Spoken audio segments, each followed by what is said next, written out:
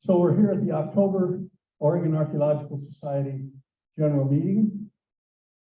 And the membership some months ago asked the board of directors to provide, along with our typical presentation, this is the dig I went on, or this is the rock art project I did and the findings, asked that we present a few more papers that were technologically oriented with the new technologies. There are many of these with the new technologies that are being used in archaeology. And tonight, we're fortunate to have just such a presentation.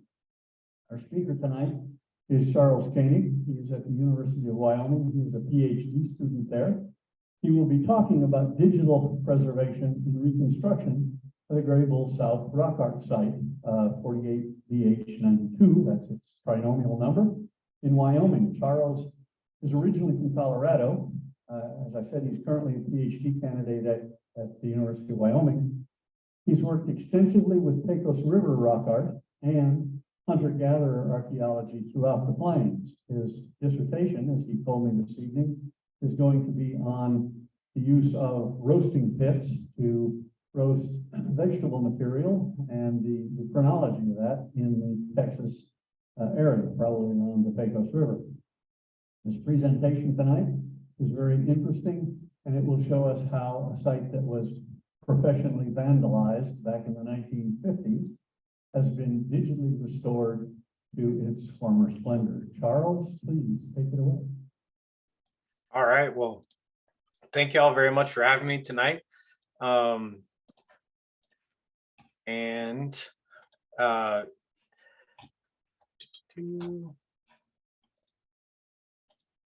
Okay. Hopefully everyone is seeing the correct screen.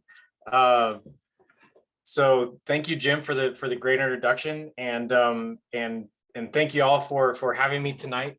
I wish I could be there with you in person. Hopefully, I actually will get to meet some of you in person when we attend for the SAA meetings that are in Portland coming up in March, I guess. So to jump right in, tonight I'm going to be talking about Greybull South as an archaeological site, but I'm going to provide a little bit of context about what the site is, where it's located. I'm going to go into the history of the site before 2017, which is a really important timeline event that I'll be talking about later, and then get into the 3D modeling that I was a part of with the project, and then just provide a brief overview of the 2022 Sacred Sites recording that we did this past summer as kind of a continuation of the 3D modeling and preservation aspect of the Greybull South site. So Greybull South is located in the Bighorn Basin of north central Wyoming. And this part of the state, this part of the Northern Plains, has been home to indigenous people for at least 13,000 years, maybe not as long as folks have been living in the Pacific Northwest. But the oldest site in Wyoming is from the Bighorn Basin, just south of where Greybull, where the site is near Worland, Wyoming. This is the Colby Mammoth site, one of the earliest archaeological site in Wyoming thus far. And there's a lot of other sites in this area, including Medicine Lodge Creek, that really demonstrate the depth of indigenous occupation in this part of Wyoming. And obviously, it's also important to recognize that it's not that indigenous people don't live in Wyoming currently, right? This is still an important place. There's still reservations. There's still a lot of indigenous folks that call Wyoming home, even if they haven't displaced. So this area has just been really kind of, it's been used by indigenous people for all kinds of things for truly millennia. And we're just coming into one aspect of understanding that history. So the Greybull South site, a very creative name for a site located just south of Greybull, Wyoming, which is on the east side of the Bighorn Basin. And it is on BLM. It's mostly managed by BLM. So most of the site is on BLM property, but there is a small sliver of it that is on private property.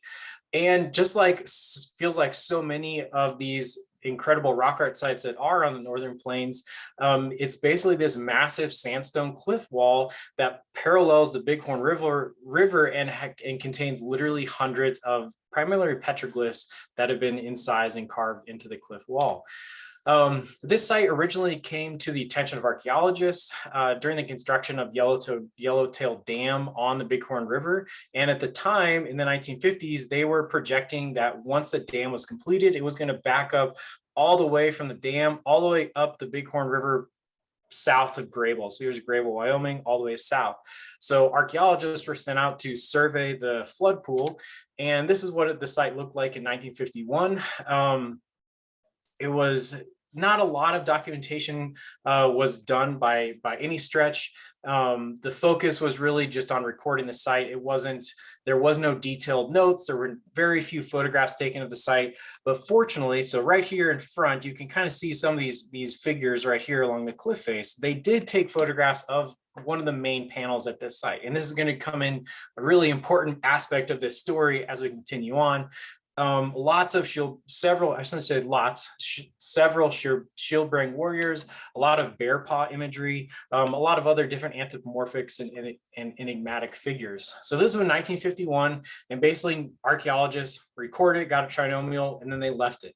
So in 1962, a gentleman by the name of Harold McCracken, who was a self-proclaimed adventurer and was the first director of the Buffalo Bill Museum in Cody, decided that because he considered this site to be threatened, and he also thought the site was privately owned, that they were going to, in the name of preservation, they wanted to remove sections of this rock art site to take back to the Buffalo Bill Center and put on display to prevent the site from being completely damaged. And they also talk about other instances of vandalism that had occurred, people shooting at the panel with guns, and the potential for people actually coming in and carving out sections of the rock to use as riprap along the reservoir.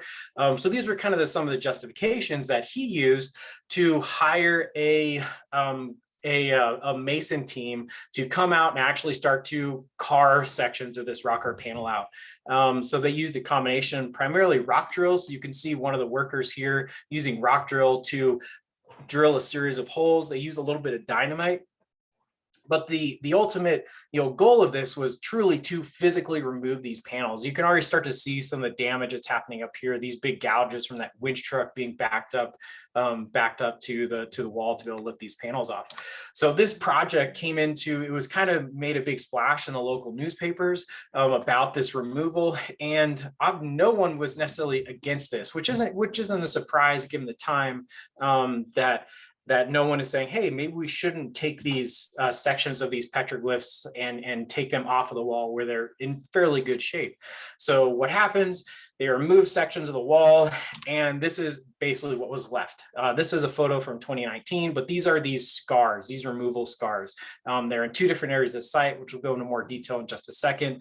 The really unfortunate thing about this is there was really no documentation of there was no detailed documentation of these panels before these were removed.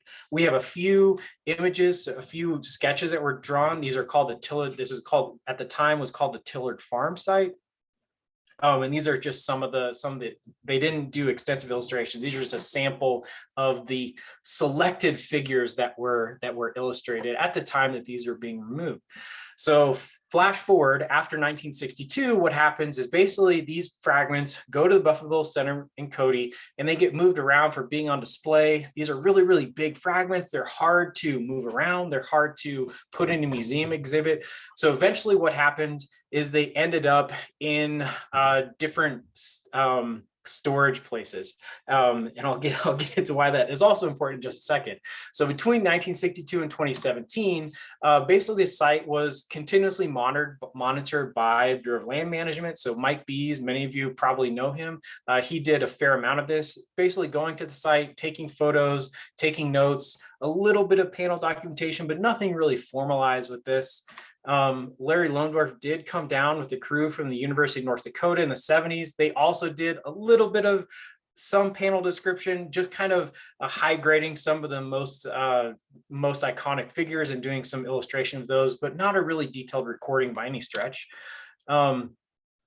Really the the area that the site has kind of generated the most research interest is it's been included in various different compilations of shield-bearing warriors across the northern plains. And there's 13, there's actually more than 13, but there were 13 that have been included in these different lists. And the site was used by Lohendorf and Francis to do some experimental radiocarbon dating on weathering rind organics.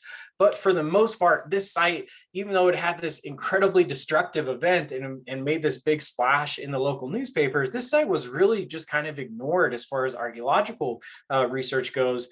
And one aspect of this was that the primary records were only available from the Worland BLM office. There were no site forms, no photographs, no panel forms or anything like that submitted to the Wyoming SHPO. So no one really knew what existed at the site anyways, unless you worked for the Worland BLM and went to go visit the site. So in 2017, what happened, all these kind of events that are kind of going around the background since the 60s came to a head when Bonnie Lawrence Smith, who at the time was working for the Buffalo Bill Center, finds these blocks, as I'm going to continue to call them, in offsite storage. They had been in a non-climate controlled Kwanzaa hut. They'd been stacked on top of one another. They'd been wet. Water had pooled on the surfaces. It had frozen. It had caused different falls to happen. Salts had been deposited. The blocks are in fairly not really great condition. So when they found these, they're like, okay, now it's time to do something about this. So there's this really large collaboration with the Draper History Museum, Plains Indian Museum, Buffalo Bill Center for the West, BLM, the Wyoming State Archaeologists, University of Wyoming Archaeological Repository, and the University of Wyoming Libraries. And really one of the ideas is that they wanted to digitally document and reconstruct the Greybull South site. They wanted to take these panels that had been removed and digitally put them back together to provide some sort of digital preservation and documentation, what the site looked like before these blocks were removed. So in 2017, the blocks were loaded up from Cody, Wyoming, and transferred to Laramie to the state repository. And in 2019, fortunately for me, I moved to Laramie from Texas to start the PhD program. And when I was in Texas working for nonprofit Shumla and also Texas State University, I had a lot of experience working with 3D modeling, specifically using structure for motion photogrammetry. So SFM, as I'll call it, if any of you worked in the field with Mark Willis, and there's a lot of other archaeologists and rock art researchers using this technology to produce 3D models, it's certainly becoming more and more common. But to give a kind of just a general overview, right? It's fairly straightforward. Just requires a digital camera. And when you have that digital camera, you're going to take a series of overlapping photographs, depending on how large of an object you're trying to model. This can range from a handful, like 10 to 12 photos for something very small, to something that requires tens of thousands. I don't know if you read, there was a paper that was published just last year about ochre mine, submerged ochre mine in the Yucatan of Mexico. And they took over 24,000 photographs to model over 1 kilometer of cave systems underwater using photogrammetry. So you can get some really, really impressive data sets. And so the data that you're able to generate with this technique you're going to produce 3D surfaces with photographic texture, think Google Earth type imagery, but also like it's a well, how do I say it? It's the best of all the worlds, in my opinion, of doing any type of 3D modeling. Because with LiDAR scanning, oftentimes you won't have that photorealistic texture. You're always going to get that 3D surface, but photogrammetry allows you to drape what it actually looks like over that surface, which I think is really good for sharing it with other people and being able to show like, this is actually what it looks like. And you can produce things like digital elevation models, topo maps, ortho photos. That's the Google Earth image that I mentioned earlier. And archaeologists are using this from landscapes to artifacts. So again, large like survey, lots of over canyon systems and mapping stone circle sites all the way down to individual artifacts. And common applications of this, people are putting cameras in drones, which is super, super common now. In the past, people were using it on kites. Again, Mark Willis, our colleague, has pioneered, I would say, the use of putting a camera just on a pole and taking these photographs from a pole, and obviously just taking them normally handheld, just taking taking normal photographs. And you can get some incredibly high resolution, just depending on the lens, the camera, how close or far away you are from your subject. You can get truly sub-millimeter resolution when you make these models. So what does this look like, right? So now I'm going to take you through a set of like actual image capture on one of these blocks. So this is what you do is you're going to take a series of overlapping photos, and you want these photographs to overlap at least 30%, but it's really 30% to 80% horizontally and vertically across the surface. And it's called leading with the camera, right? You want every photograph to link up with the photograph before it and the photograph after it. And basically, I kind of like to envision this as you're creating a flip book, right? You're taking this series of photographs and you're creating a flip book that in your mind's eyes, you start to look through them, you can start to match up from point to point to feature in these rocks. And once you've captured all these photographs, you're going to put these into a specialized software. There's a lot of different ones available. There's some that are free. There's some that are pay to use. Most of my work has been done using what's called Agisoft Metashape, previously known as Agisoft PhotoScan. It's a really great software that was designed, one of these first ones that was really designed to take photographs and turn it into a 3D model. It is a Russian software, so it's a little bit problematic right now. But also, if you have if you're at a university or at a nonprofit, you can get educational license for about $500 versus a non-educational version is about $3,500. Sorry, getting off on tangents. You take all these photographs, you put it in this software, and what it's going to do is it's going to split each one of those images into tens of thousands of different points, and it's going to try to match up point to point to point across all your images. And this is the first step in the processing. This is called a sparse point cloud. It's not very detailed, but then you can start to do different types of processing to really bring out the detail across this rock surface. So this is what's called a dense cloud, which is almost equivalent of LiDAR 3D scanning data. There's 8.1 million points across the surface. These are scale bars over here that we're going to use to actually scale the object to real world like X, Y, and Z coordinates. This is just creating a three-dimensional solid mesh, 3D solid surface over the block. And here's the photorealistic texture. This is really where photogrammetry, I think, is really great, especially in this context compared for rock art and archaeology when it is so visual. It's not just the topographical change. And then we're able to, again, reference it using those 3D, the BLM scale bars. So now we've created a 3D model, and I'm going to go ahead and show this. So we put all these 3D models with permission of different tribes onto Sketchfab, so anyone can log in and view these different 3D models, turn them around, rotate them.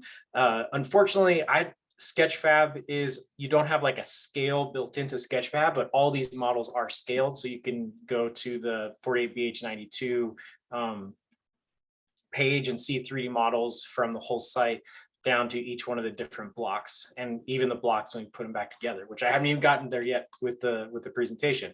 But okay, back to the talk.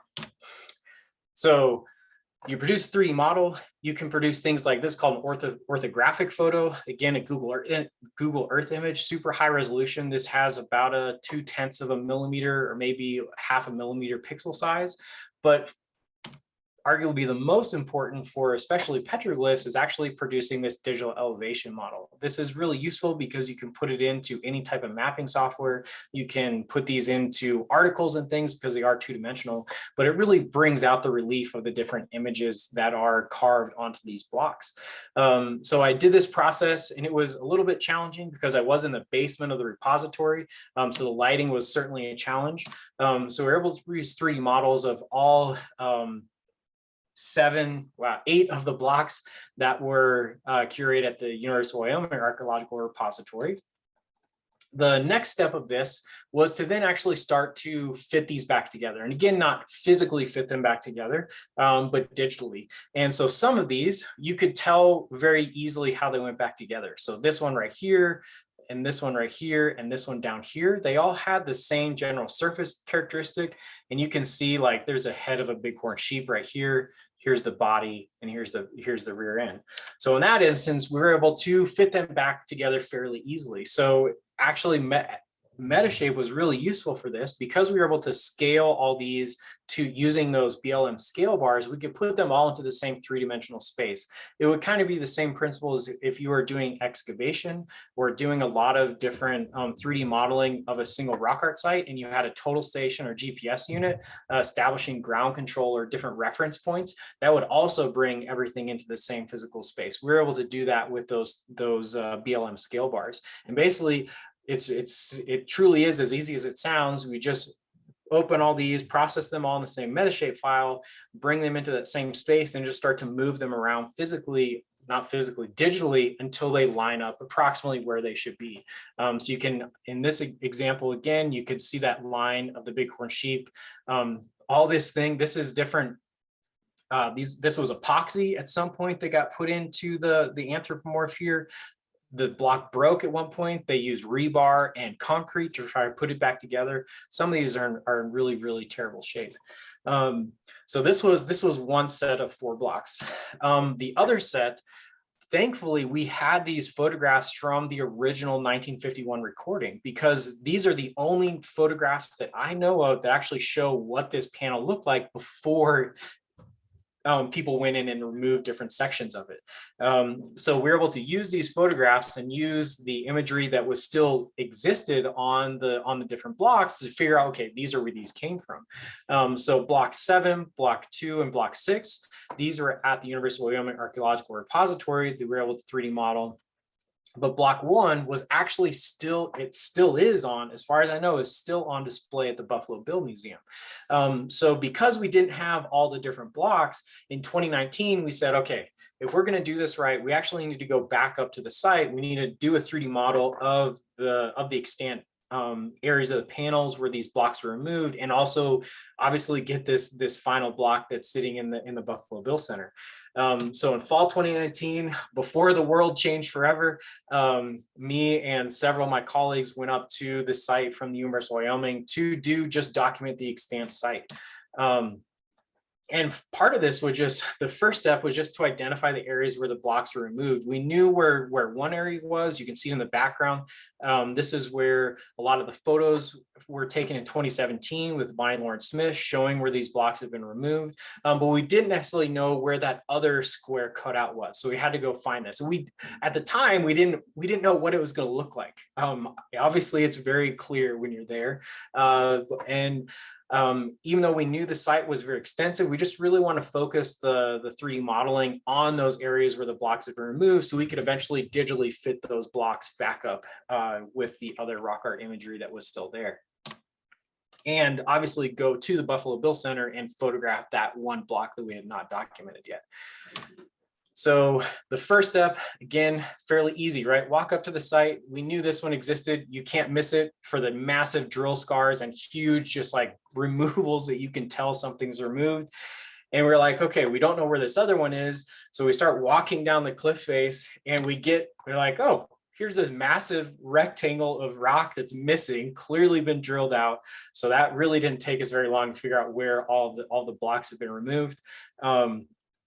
So then we started to do some more intensive 3D modeling of the site itself, and we focus on the upstream area. This is where the majority of the blocks are removed from, and the downstream area, that's where that very square rectangular, that's where that big bighorn sheep was removed from. So here we use a combination of ground-based, so just taking handheld photographs and putting the camera, doing our best Mark Willis impression, and putting the camera on a pole and taking photographs. And the advantage in this sense, and we reference everything again using these BLM scale bars. The really important why we had to do the pole is because you can see how far, so the panel, the extant petroglyphs are actually up here. So it's about 2 meters above the ground surface. So if we didn't take pole photos, right, we just have to step back away from the panel to be able to get that angle right, to have to be able to have a not super distorted image. But then when we put the camera up on the pole, we get much closer, much more perpendicular, get a really much better photograph, and thereby a better 3D model of what the actual petroglyphs, the extant petroglyphs at the site. And you can just see these massive gouges from the winch truck, literally over. This is a very faintly stipple-pecked, probably shield-bearing warrior figure right here. These gouges are just right on top of it. So for the upstream 3D models, I did 2 different sets. One was at the 24 millimeter. So what that means is you have a little bit more wider field of view, not as much data per pixel. So that was about 631 to kind of map that whole area. There's literally petroglyphs all the way from here, all the way over here. And then this little remnant island of unspalled cliff face also has a really cool panel. And then we did one with the 50 millimeters. So less field of view, much closer, higher resolution images, really to focus on the main petroglyph area right here. Due to time and the extent of the downstream panel area, I just did one set using a 24 millimeter lens. You can see this square rectangle. That's where the blocks are removed from. And there's imagery all the way from up here, all the way across here. So about 907 photographs. I also, as I got to be part of the mock village that's there at the Buffalo Bill Center of the West, as I photographed this block that was on display. It was actually kind of, we had to ask them to turn off the lights because the lighting was terrible already. But if we turned off the overhead lights in the display, it allowed us to use our lights that we brought to better light this block. But you can also see how much better preserved this block is than a lot of the other examples I showed before, because this one has never been left out in the elements. It's never had water that pooled on it and stuff. So this one's in fairly good condition compared to the other blocks. But after we got this one modeled, we were able to then put those final 4 back together and digitally actually be like, okay, now this set of 4 blocks, that's where it came from, and we have this digital record of it. While we're at the Buffalo Bill Center, there's these three other fragments that are just on display, basically saying these are petroglyphs is the information that goes with it. This one for sure on the far right, I don't have a really good photograph. This one for sure came from GreyBull. I suspect these other 2 have as well, especially based on the imagery. This is probably just displayed upside down. And so that was a total surprise. We know that one, the one that we know came from the site, came from right over here, block 10. You can see that this whole section was taken out. But one of the things that was really interesting, especially when we're going back through this looking at these old photos, and as we start to track down these different blocks, is you have this entire section that is still missing. It's probably almost 2 meters across. It could be, a fragment of this could be one of those 3 that's on display. These could have also, they could have gone to the mason as they were trying to carve down these blocks, make them lighter. They could have had this block and it just crumbled and it was destroyed. But we just don't know what happened to it. The same thing with this other little bit over here. So there's certainly these things it's really interesting. We're really grateful that we're able to put these back in place, but it also just shows wow, there's still a fair amount of this site that's still literally still missing. In the final step of this, after we did that the photogrammetry on the site, we were able to bring all these different little individual spatial units into the same space. And so this is just an image where we took the 4 blocks and put them back, and you can see all the different bits that are still missing from around it. So this is that upstream panel right here, and this is the downstream one. Clearly there's no replacement, right? Some of this area around the edge of this rock has just gone. We can never get that back. And it never is going to look this as you would want to, right? You want it to be super, very cleanly, just perfectly slots in there. So you don't really see that removal. But unfortunately, it's just not the reality of this type of damage to these rock art sites. And just to give, so these are the two areas that were illustrated. Thankfully, they did illustrate these areas, at least part of it. This is what that bighorn sheep looked like before it was destroyed, and you can tell how badly damaged it's been in the 60 plus years since it was removed from the site. The same thing with the upstream panel. You can see a lot of the salt deposition and spalling. The illustration shows this being a bighorn sheep right here. I didn't see the bighorn sheep. That I'm not saying it's certainly not there. It could just be very much destroyed. This figure you can barely see. So this right here, this anthropomorph is located right here. So this is one arm going off here. Here's the other arm. Essentially the entire head and upper body, the lower portion of the body is just gone during the removal process, but this figure is almost completely gone. You can just barely make out why you shouldn't actually remove rock art from its site unless it truly is threatened by destruction, imminent destruction. So as we're talking about this though, right? Like, what can we do? What can we do with this example? Look, like this site, these fragments have been terribly destroyed. They've just been weathered worse than they would have if they've been left in place. What can we do to try to turn this into something educational? So the former curator at the University of Wyoming, Marika Arksey, she was like, you know what, I think we can turn this into an educational display, and we can use 3D printing to do this. So what we decided to do, and this was in conversations, I was very comfortable with like making 3D models and doing GIS and pulling all these things back together. But then going from digital to physical preservation, I was like, okay, I have to learn a very new set of skills. So we wanted to focus on that, making a 3D print of the upstream blocks. So these four right here, and really to show it as an educational tool. Number one, you can see the difference in the preservation at these two ends. This is the one that's on display. Block 1 is on display at the Buffalo Bill Center. Still, block 2 must have been in just a better situation that didn't receive as much water or whatever had happened to it. But to show like, this is why you should not destroy rock art sites. This is why you should leave it in place and no matter what. So the challenges, right? We had this idea. Challenges, the reassembled blocks are over 3 meters in length. Most 3D printers are fairly small. In other words, you can print something that is roughly like, let's say a cubic foot of volume is an area you can print on most 3D printers. And we wanted to print something that was almost 100 times that, right? So how do we do that? And for me, it's like, I had no clue how this worked. I had no clue how to run a 3D printer. I had no clue what file formats or anything like that had to be produced just to get it to the point of being able to make a 3D print, let alone print something that was 3 meters long. Fortunately, at the University of Wyoming, they have different maker spaces. Maker spaces are laboratories that have a lot of different 3D printers and 3D scanners and woodworking tools and things like that students can come in and learn how to use. And so I was able to go to this place, Innovation Workshop, and learn how to do this.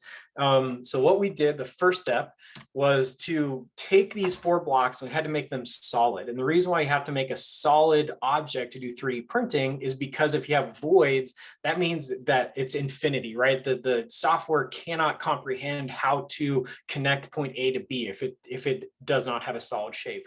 So they were able to help me print it. You also, as this thing spun around, you saw we put a backing on it because we wanted to be able to mount this onto a wall. So it had to have a flat back as opposed to that really jagged backs that were on the 3D models before. So we got help to make the solid 3-dimensional object that we could actually start to print. But then we had to figure out, okay, how are you going to divide this into different pieces that are small enough you can actually load this into a 3D printer and actually print them. So we used another software. This is called Autodesk NetFab. The software is designed to manipulate 3-dimensional objects. And the advantage of this is that we're able to use this plane right here and basically tell it to slice through the 3D model every 30 centimeters. So going horizontally across it and vertically, and we're able to divide it into different cubes. And this is what that looked like. the cubes starting from one end, going all the way to the other. And these were going to be the individual pieces then that we would actually print. So if I zoom in right here, I'm going to highlight one of these blocks. So each one of these blocks has the surface of the rock art panel itself, and then it has this really deep area behind it. And so this is what it looked like. This block is really zoomed in, so that's why it looks very blurry. But this basically, you have the rock art surface, and you have this really, really long back going down here. So we just had all these different cubes. So before COVID, what I was able to do is essentially take over the makerspace at the University of Wyoming. I had 85 blocks to print. The average time to print these blocks was around 16 hours. Some took around 8, others took almost 32 hours, but it averaged out to around 16. And basically, I was very fortunate that I could take over this entire lab over winter break in 2019 and 2020. I was literally printing 24/7 for over a month to get all these printed. And it was kind of cool, right? Because then every single day I'd go get the eight blocks that were printed, I bring them back, and then slowly over time, we just started to add one block to another block to another block to another block, till eventually we had the entire 3 meters. And we had to label each one of them to be sure we knew where it went, so we didn't get it lost. But you can see you had some incredible detail that even preserved from the physical block to the 3D model to, again, being printed. And obviously you wouldn't want to put something, we call these flesh cubes because of the color of the filament that these were printing. But the curator, what she did is she glued all these together. She did sand textured paint to give it a little bit more look like sandstone, and then painted over it to give the impression of being more of a realistic 3D model. So yeah, this is just under 3 meters. We had to scale it, so this is about 2.8 meters across because we wanted this to be able to fit into a display case that's in the anthropology department. And before we printed all the big blocks, we'd done this little bitty print right here. And even on the little print, you can see the detail. There's a little bit too much paint on this. The textured paint kind of filled in some of the detail, but really is, and you can kind of see this figure over here that's almost totally obliterated. So this was like the finish of how I was originally introduced to this project. But by going out and seeing the site, and also with my wife Amanda Castaneda and our long time interest in doing rock art, it was very hard to go to this site and say like, wow, this site has some really cool iconography, and I've done all this work with this 3D modeling, and then just leave the site as it was, even though it had never really been fully documented. So this past summer, we were able to return back to Greybull South and actually do a more thorough recording of it. I'm not gonna go into great detail on this, but just to kind of show you all some highlights. So one of the big things we want to do is we want to get all those internal BLM documents, site and panel forms, photos, etc., whatever was there, to kind of integrate everything into a single recording.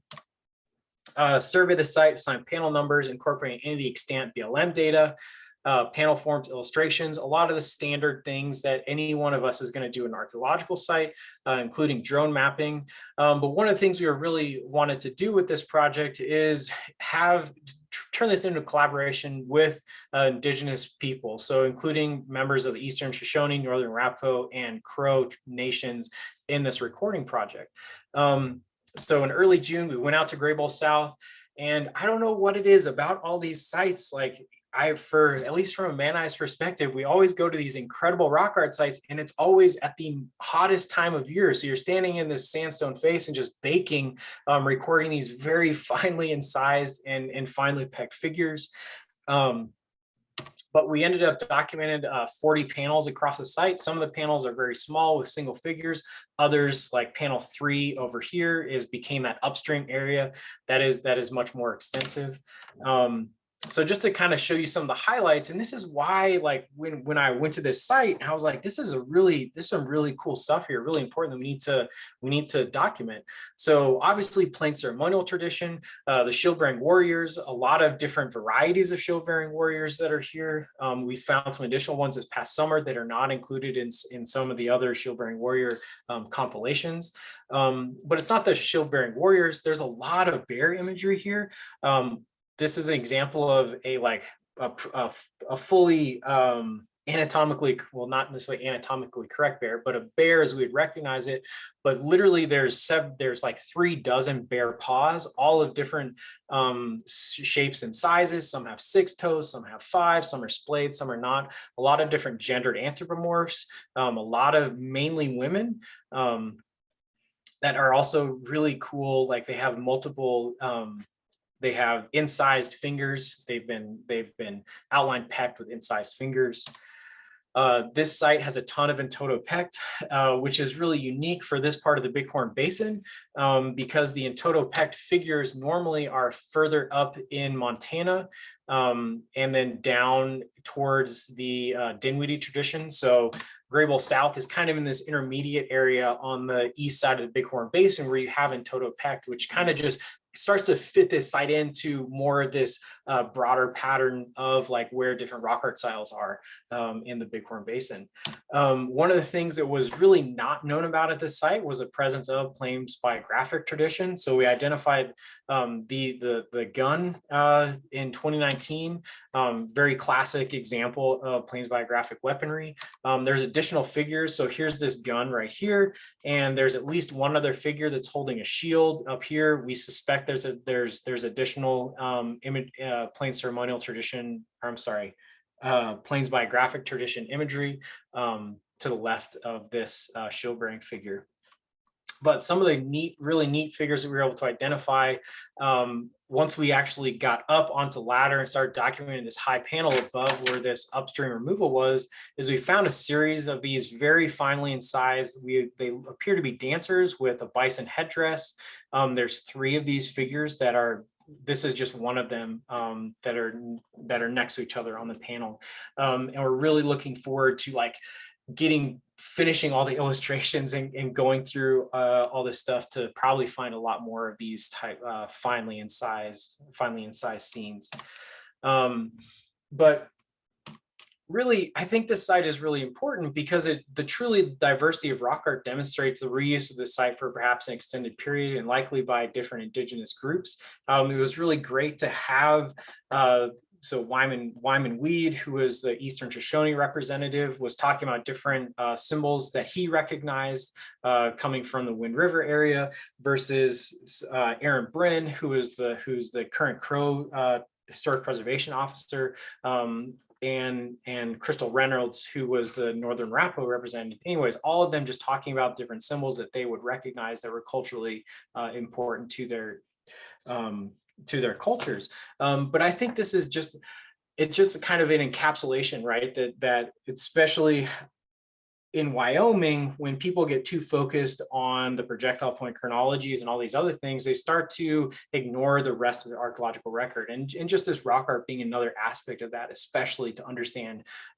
different indigenous groups are using this landscape over a really, really long time. And yeah, obviously, like additional recording is going to really determine how Greybull South fits into the broader mosaic of rock art sites throughout the Bighorn Basin and north central Wyoming in general. But we're also really excited to continue incorporating indigenous people's oral histories and stories regarding the area site and rock art motifs into the recording.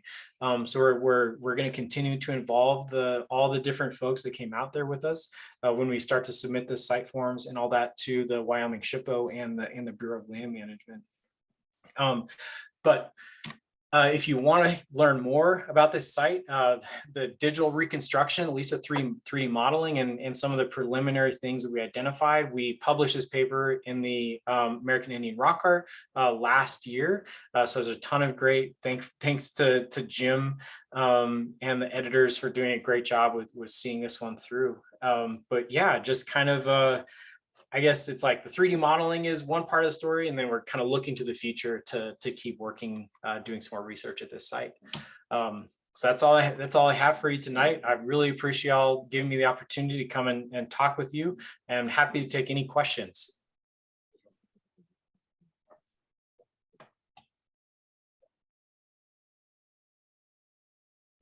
What's the interior of that? Hey, Charles, can you hear me? I can hear you. Hey, thank you very much, dude. That was excellent. I'm gonna lead the questions from here, and David Minnick will take questions on the Zoom. First question. Yes, you said that the software is, you said you're using this particular software, mapping software. What are the other types of similar software that's available on the market? And two, can you use that same software to use a drone to photograph a site and then piece together a site if that's the same software? Did you hear that, Charles? Yep. I heard the question. I'm going to start with the last one. So when you go and do take photographs from a drone, it's the exact same software. It's just taking that series of overlapping photographs. It's just at a totally different scale. And I think that's really the coolest thing about doing photogrammetry like this is it doesn't matter if you're taking a photograph of a ceramic vessel or an entire canyon system. It's all the same principle. You just change the type of camera, the lenses, and how you're capturing those photographs, because the software can't tell the difference. Well, I shouldn't say it like that. The software doesn't inherently know that you're modeling a landscape versus a single artifact, if that makes sense. The second one, their open source softwares include things like 123, 123D. I think there's Pix 4D. But if you were just Google like open source photogrammetry software, there should be a bunch that pop up. You can also download a free trial version of Agisoft Metashape, and you can run through sets of photographs. You can't save it, but at least would allow you to get some experiences and just like doing data capture and then generating 3D models from there. Thank you. Other questions? Just a second, Charles. We got taking the mic back to the. Yeah. Do the nature, the diverse nature of the rock art that you're seeing, are you able to determine a span of time over which this area was being used by the different groups, indigenous groups that are moving through? Is there enough diversity that allows you to make that kind of a guess?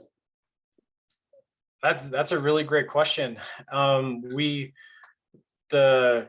I'll start by saying we have, even though there's a ton of rock art at the site, there's actually not as much superpositioning as we had originally expected there to be. So it appears, so relative dating wise, it seems like a lot of the finely incised stuff is fairly recent compared to the outline pecked and the other plain ceremonial, but to get to the true chronology, where we don't have a lot of like temporal control on a lot of that on a lot of those different images. There's a lot better dating that's been done from Medicine Lodge Creek, which is just Medicine Lodge Creek, massive rock art site with tons and tons of shield bearing figures, is only about an hour south. So there's certainly a potential to use some of that chronology from there and be able to fit the GreyBull assemblage into that site. Charles, can I add a little something in here? Yes, please. Basically with the chronology, what we saw from Charles' stuff, and it's just amazing what we knew so little about that site, and what Charles and his team have done is incredible. The in total pecked figures that you saw that are fully pecked, not the outline pecked figures, those will probably be 1,500 to 2,000 years old. The ceremonial tradition stuff, the shield bearing warriors, will be between that and the historic period. And then the bear paws could be older, or they could fit in that same time frame. And then the guns and the dancers and whatnot are probably in the last 300 to 400 years. So just kind of a round figures on that chronology.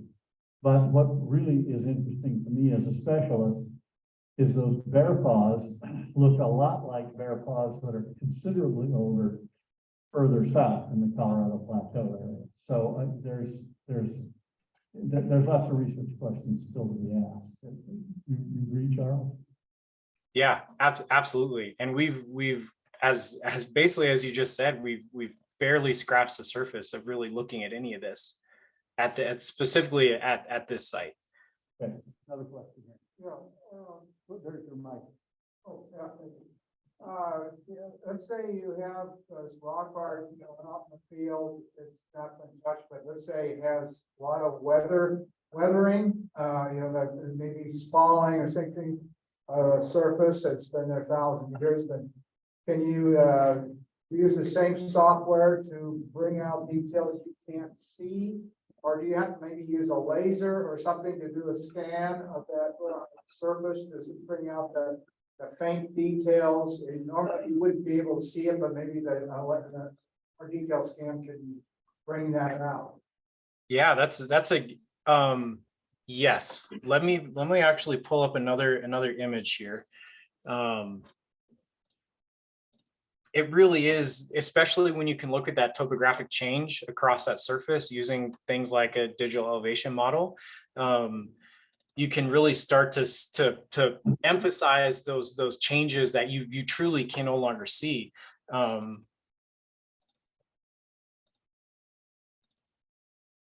Charles, while you look, let me add a little bit, okay? So Yeah. look, you fill in.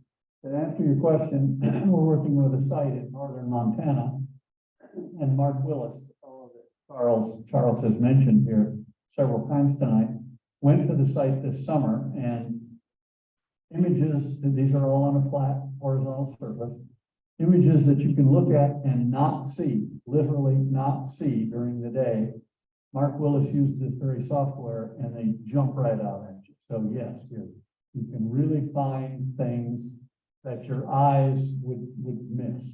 Now, some of the images at this site in Montana, you can see very clearly, but others of them, I've walked right over a rock and people said, no, there's something on that. And no way you can see it. Well, Willis's photographs will pull that out. I just got an actual possible example. There's a rocky beach near Basin near Koenig Mountain, and I found a piece of Chinese porcelain. It's about that big, and it's very bright white, and light, and if you took a scan of this whole beach, and you're looking for this little tiny dot, that's about this big, white, it stands out in sunlight. You can walk by it and you wouldn't see it, but if it does come out in sunlight, or if you took a drone and photographed this whole beach, and then can you it's possible to be able to Let's take a question from Zoom.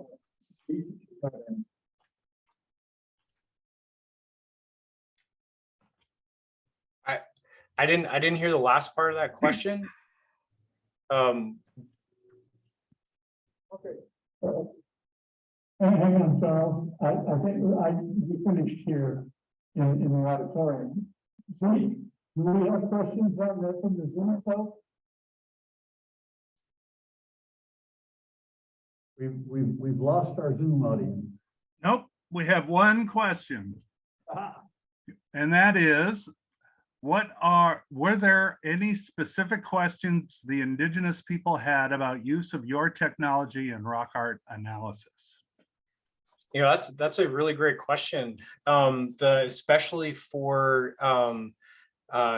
Crystal Reynolds, who works for the Northern Rapo, TIPO, and Aaron Bryn, it was really questions of education and being able to train people in using this different technologies. And I think that's one of the ways that's where we can be very helpful, is to provide, hopefully in the future, provide some of that training to, especially for TIPO employees who in their case, they have so much work to do and they have very little time to train a lot of their people, and there's a huge amount of turnover. But that was, I would say that was the biggest one. The biggest question is really the question of how they can like get this to benefit them. Thank you, Charles. Okay, Zeke, any more questions from your end? No, that's all we have. Any more questions here in the audience? Okay, thank you very much. Charles, that was an incredible presentation. Thank you so much. And I learned a lot.